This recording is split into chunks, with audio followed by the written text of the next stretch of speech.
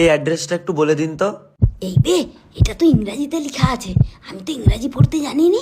না, বুঝতে দিয়া চলবে নি, না হলে আমার প্রেস্টিজ ডাউন হয়ে যাবে। আমি তো এখানে নতুন, অন্য কাউকে জিজ্ঞাসা করো। ঠিক আছে, এই অ্যাড্রেসটা কোথায় একটু বলে দিন তো। ওই মল্লিকা, তোদের ঘরকেই যাবে মনে হয়, তোদের ঘরেরই তো অ্যাড্রেস লেখা আছে।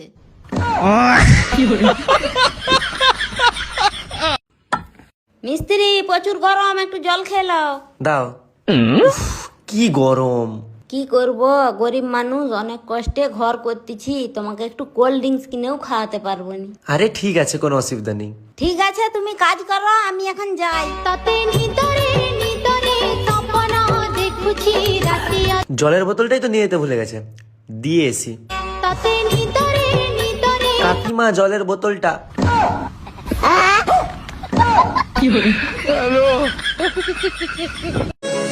কি রে, ব্যাডমিন্টন নিয়ে কোথায় যাবি? আরে না না, ঘরে প্রচুর মশা হয়েছে, এই কারণে এটা কিনে নিয়ে যাচ্ছি। কি, তোদের ঘরের মশাগুলো ব্যাডমিন্টন খেলে?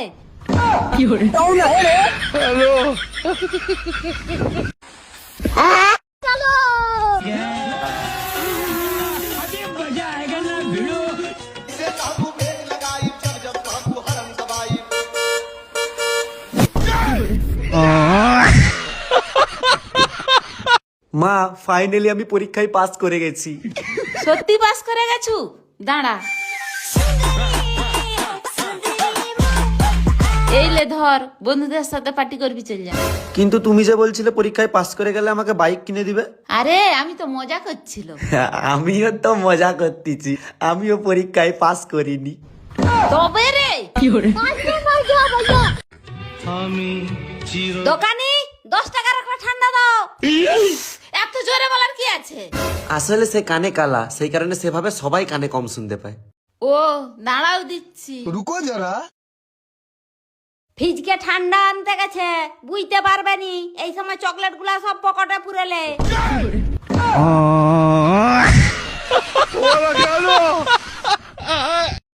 একটা 20 টাকার কোল্ড ড্রিঙ্কস দাও।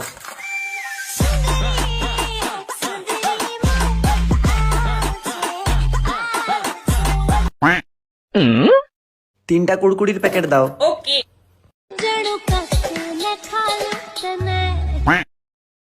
দুটা ক্যাডবেরি দাও তো। लेकिन ये साला कर क्या रहा है यहाँ पे?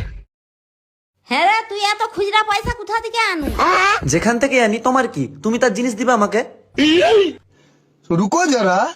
শালা ছেনাটা মনে হয় কিছু ঘাবলা করতেছে,